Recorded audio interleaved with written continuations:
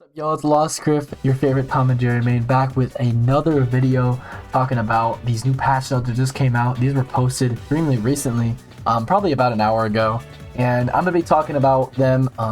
Unfortunately, as I'm uploading this video, Morty is not out yet. I will be uploading a video tomorrow on the state of Morty. If I think he's a good character, if I think he has potential, if I like his design, etc, etc. But overall, they've already revealed what he looks like, and it's pretty exciting. I mean, the fact that we haven't seen any of his moves, we barely know his voice interactions, we barely know any of these leaks to be true about him. So it's just crazy that even the day before he comes out, we basically know nothing about him. So it's very exciting for that to come out. So we do have Morty coming out tomorrow on August 23rd. Ice to be you and I'll take that got minor nerfs. Now, if you guys didn't know, Batman is the strongest 1v1 character right now, pretty undebatably. And it looks like they nerfed both of them because of how strong they were. So now Ice to beat you will only apply it to fighters who do not have ice. So you cannot stack ice. You cannot stack ice with this perk, which is really good. Basically meaning you can't spam Batarang in order to get up to like 3-4 ice debuffs, which would completely cripple someone. And then I'll take that got a small nerf as well, dropping by 1/4 of a second, which again is both valid. I think it was the perks making Batman really strong. I'm curious to see what they'll run now. And here we go, characters. And so it looks like the assassin passive has been reduced from 14% to 5% on every assassin in the game right now. I can kind of just skim through and look that they got removed on all of them. So 14% to 5%. They're trying to evaluate if the passive should be removed entirely because they do not want to create assassins in an environment where they'd be really overpowered. So this step is a good one, and I honestly think that it might make Arya, Harley, and Finn all a lot stronger in this patch. Not taking 9% damage is a pretty big deal. I mean, that could mean the difference between a game. You're basically just you're basically able to tank another hit now. So honestly, pretty strong. Good. It's a good buff to all the assassins right now. So Finn, since they removed the backpack on Finn, they wanted to give him some extra power into the rest of his attacks and give him some more kill options.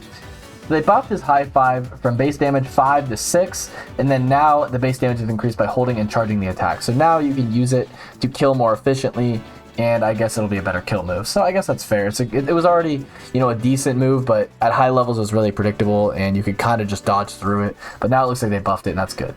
BMO Chop. So honestly, BMO, no matter how good they make it, I really don't see how it can be good. Because the problem about BMO Chop is it's 1,000 gold. It's a huge investment. Not to mention, if you miss it, you just basically throw away 1,000 gold. But with Backpack, if you throw it out, which kills at about, maybe 10% later than BMO Chop, you'll pretty much consistently, despite the fact that there's vacuum problems on it now, you're basically only spending, risking yourself and putting yourself out there to up special to kill with about the same of what a BMO Chop would. So honestly, I don't know. I just don't really think it's that good. I think a better way to buff it would be increasing the damage and knockback, and then maybe putting it down to 800 gold might be worth it. That might make people use it more often. But overall, BMO is just, I don't really see that happen very often. Where I feel like people need to use BMO. You might as well just use it on backpack or gem, but whatever. And then again, the assassin passive, which again is a big deal for sure. And then it says guarded buffs are coming in the next patch. I was hoping guarded buffs would come this patch, but honestly, you can't really expect much. I mean, overall, they do have a lot planned for Season 1, so I'd hope within a week or two they've dropped these buffs for Garnet and Taz that they've revealed already. And then Harley with the Assassin passive. Iron Giant is currently dominating with abnormally high win rates at every skill level. His neutral special with stat cooldown reduction and Velmac causing too many few windows for opponents to counterplay. Now, see, this is something I 100% agree with.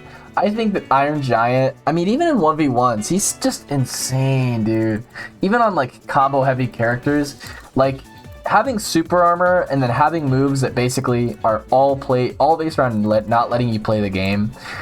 And this is the way I describe it, is that Iron Giant, the goal is for you to not let him play the game because basically that's his entire goal, is to not let you do anything. And you're trying to do the exact same thing to him by just comboing him to death. And you can't really do that whenever he has basically a move that gives him 8 seconds of super armor that you can play around cooldowns with. So overall, in 2v2s, Iron Giant's just super cheese. And I'm not gonna lie, I'm low-key kind of glad that they're consistently dropping a few nerfs on him, because I do feel like it is a kind of ridiculous to play against sometimes, especially with how tanky he is. He gets so much invulnerability over the course of a match. And they fixed the Superman bug. That's cool to know. But again, let me make this perfectly clear. I still don't think he's a top 5 or anywhere near a top 5 1v1 character. He's just really frustrating to play against. That's all. Taz buffs are coming in the next patch. As I was saying, Garnet and Taz have confirmed buffs coming soon, so excited for that. And finally, it looks like they nerfed Velma's cooldown book thing, which is really cool because it was kind of overpowered in 2v2. So, you know, another nerf to Velma, which is totally understandable. So, I mean, yeah, that's pretty good. So overall, this is all of the patches that are coming to Season 1.01 on August 23rd. aka August 22nd. And as a final note, by the way, I forgot to read this, is it is entirely server side. So just to clarify that they will not be going into local play, which is unfortunate, but seems like there's a next patch coming up very soon. Based on the fact that they keep referring to it, this just seems to be a patch they dropped very quickly to kind of just go along with Morty while they were at it. I'm overall kind of curious to see how this next patch will turn out and if it'll be big for the game's overall balance. Right, and that's the end of today's patch, guys. Just wanted to talk about it personally, what I thought about it. Overall, very minute but cool changes. Happy with what they did to each character, and honestly excited to see what else they have planned for this next upcoming patch they keep hinting at. Anyway, I hope you guys enjoyed, and have a good one. Peace out.